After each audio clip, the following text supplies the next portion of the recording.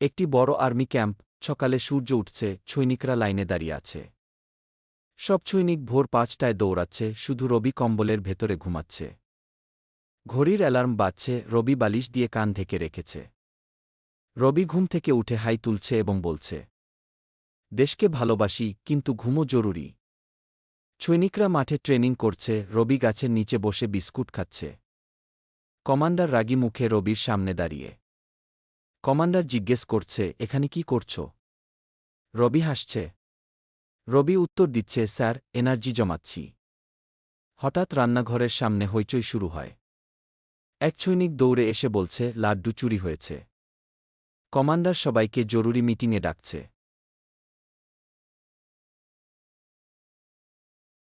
Commander রবিকে মিশনের leader ঘোষণা করছে। রবির অবাক মুখ, আমি আবার লিডার? রবি রান্নাঘরে গিয়ে মেঝেতে চিনি খুঁজে পায়। রবি গোয়েন্দার মতো ম্যাগনিফাইং গ্লাস হাতে তদন্ত করছে। একটি রহস্যময় শব্দ খচমচ খচমচ শোনা যাচ্ছে। রবি ও সৈনিকরা একটি ছোট ঘরের সামনে পৌঁছায়। দরজা খুলে দেখা যায়, একটি ছাগল লাড্ডু খাচ্ছে। কমান্ডার মাথায় হাত দিয়ে হতাশ মুখে দাঁড়িয়ে। সব সৈনিক হাসছে, রবি বিজয়ী ভঙ্গিতে দাঁড়িয়ে বলছে, মিশন সফল।